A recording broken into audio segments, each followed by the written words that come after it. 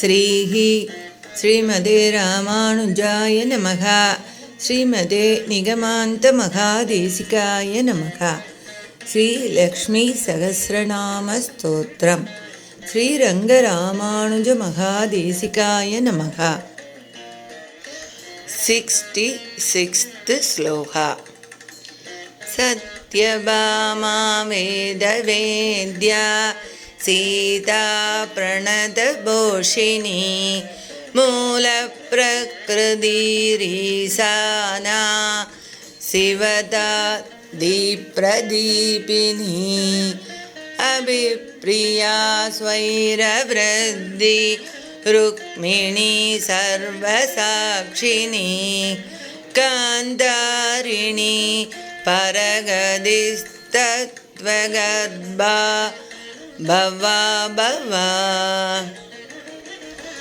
अन्तर्वर्तिर्महामुद्रा विष्णुदुर्गा महाबला मदयन्ती लोकधारिण्य तृस्या सर्वनिष्कृतिः देवसेना आत्मबलदा वसुधा मुख्यमाकृका क्षीरधारा कृतमयी जुह्वति यज्ञदक्षिणा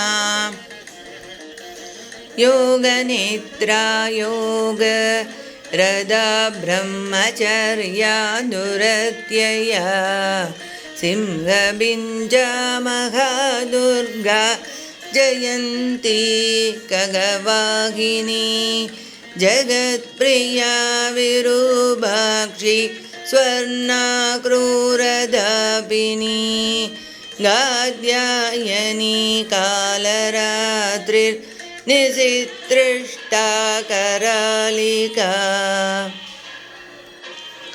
त्रिशूलिनी कट्कधरा महाकालीन्द्रमालिनी एकवीरा भद्रकाली सौनन्दी उल्लसत्कदा नारायणी जगत्पूरिण्युर्वरा तृगिनप्रसूः यज्ञकामालिलिहाना दीर्घकर्युग्रविग्रमा करुत्मदुदयात्युग्रा वाराही मातृभीषिणी अश्वक्रान्ता रथक्रान्ता विष्णुक्रान्तोरुचारिणी वैरोसिनी नारसिंही जीमुदा शुभदीक्षणा दीक्षाविता विश्वशक्तिर्निजशक्ति सुदर्शिनी प्रदीधि जगती वन्द्यतारिणी कालिनाशिनी अयोध्या चिह्नसन्ताना मकरत्ना सुगावहा राजवत्यर्कप्रतिभा विनयत्री महासना अमृतस्यन्दिनी सीमा यज्ञगर्भा समीक्षणा योगरूढी स्वार्थजुष्टावह्निवर्णा जितासुरा यज्ञवेद्या गुह्यवेद्या आत्यात्मविद्या